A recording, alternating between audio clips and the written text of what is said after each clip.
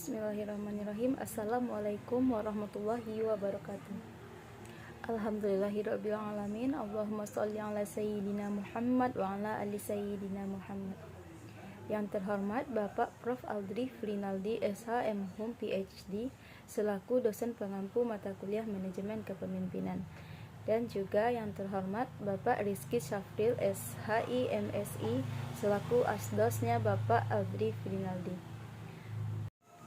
Pada kesempatan kali ini, kami dari kelompok 7 yang beranggotakan Ahmad Dhani, Dina Rahmawati, dan Yulfi Islami akan mempresentasikan materi dengan topik sejarah, gaya, dan tipe kepemimpinan. Saya Dina Rahmawati selaku moderator akan memimpin jalannya presentasi pada kali ini. Untuk pembacaan materi pertama akan dibacakan oleh Yulfi Islami. Kepada Yulfi dipersilahkan. Assalamualaikum warahmatullahi wabarakatuh. Perkenalkan, nama saya Yulfi Islami dengan NIM 20329163 akan membahas tentang materi kelompok kami, yakni sejarah, gaya, dan tipe kepemimpinan. Baik, bahasan yang pertama akan saya bahas sendiri yaitu tentang kepemimpinan. Kepemimpinan adalah proses mempengaruhi dan membimbing individu atau kelompok dalam mencapai tujuan atau visi tertentu. Seorang pimpinan adalah individu yang mengambil peran penting dalam mengarahkan, memotivasi, dan mengkoordinasikan orang-orang dalam organisasi atau kelompok untuk mencapai hasil yang diinginkan. Penting untuk diingat bahwa kepemimpinan tidak selalu terkait dengan jabatan atau posisi tertentu dalam hierarki organisasi. Seseorang dapat menjadi pemimpin tanpa memiliki otoritas formal, karena kepemimpinan juga terkait dengan kemampuan mempengaruhi atau memengaruhi orang lain secara positif. Selanjutnya, sejarah tentang kepemimpinan. Sejarah kepemimpinan dapat ditelusuri di sepanjang peradaban manusia dan telah mengalami perkembangan yang signifikan seiring berjalannya waktu.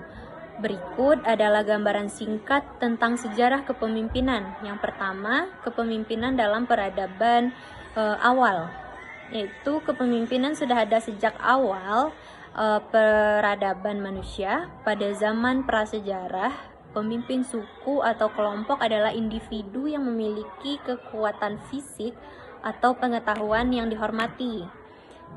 Nah, yang kedua, kepemimpinan dalam peradaban Mesir kuno.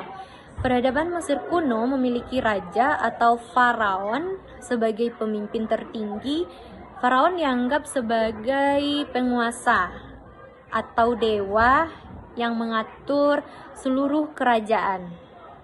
Nah, yang ketiga, kepemimpinan dalam peradaban Yunani kuno. Di Yunani kuno, konsep demokrasi muncul dan warga negara memiliki hak berpartisipasi dalam pengambilan keputusan. Ini adalah awal dari kepemimpinan demokratis. Yang keempat, kepemimpinan dalam Kekaisaran Romawi. Kaisar Romawi adalah pemimpin tertinggi dalam Kekaisaran Romawi. Mereka memiliki otoritas absolut dan kendali atas wilayah yang luas. Yang kelima, terdapat kepemimpinan dalam abad pertengahan. Abad pertengahan melihat munculnya sistem feodal di mana bangsawan atau raja memberikan tanah dan perlindungan kepada pelayan setianya. Ini menciptakan hierarki kepemimpinan yang kompleks. Baik, terima kasih kepada Yulfi Islami yang telah membacakan materi pertama. Materi selanjutnya akan dibacakan oleh saya sendiri. 6. Kepemimpinan dalam abad pencerahan. Pemikir seperti John Locke dan Montesquieu mempengaruhi perkembangan pemikiran tentang pemerintahan yang dibatasi oleh hukum. Ini membuka jalan bagi konsep pemerintahan yang terkendali oleh rakyat. 7. Kepemimpinan dalam abad modern. Abad ke-20. menyaksikan berbagai bentuk kepemimpinan termasuk kepemimpinan politik, militer, dan bisnis. Pemimpin terkenal seperti Martin Luther King Jr. dan Mahatma Gandhi memimpin gerakan perubahan sosial dengan kepemimpinan non-kekerasan. 8. Kepemimpinan dalam era teknologi. Dalam era digital, kepemimpinan menghadapi tantangan baru seiring dengan perkembangan teknologi.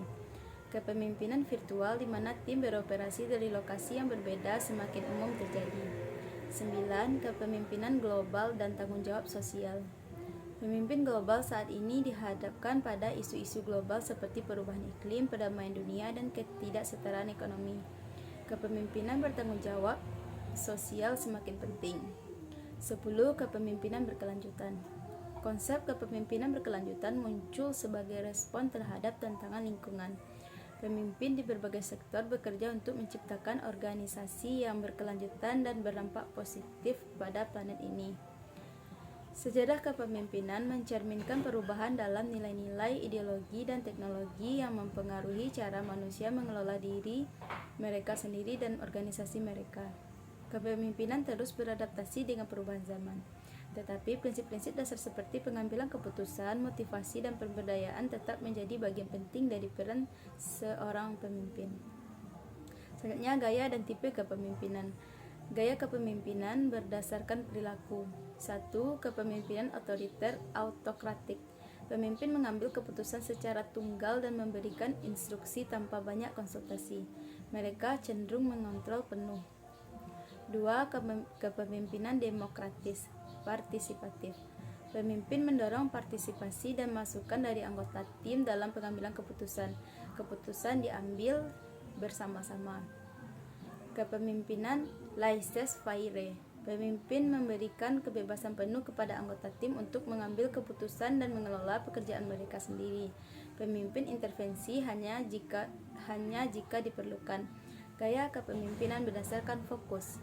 1. Kepemimpinan transformasional. Pemimpin memiliki kemampuan untuk memotivasi dan menginspirasi tim untuk mencapai tujuan yang tinggi. Mereka berfokus pada perkembangan individu dan menciptakan perubahan positif dalam organisasi. 2. Kepemimpinan transaksional. Pemimpin menggunakan sistem penghargaan untuk hukuman untuk mengarahkan tindakan tim. Mereka lebih terfokus pada tugas-tugas sehari-hari dan pemenuhan sasaran.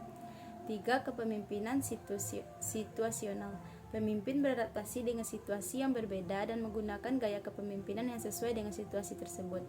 Ini juga dikenal sebagai teori Hersey-Blanchard. Sekian pembacaan materi saya. Materi selanjutnya akan dibacakan oleh Ahmad Dhani. Kepada Ahmad Dhani dipersilahkan.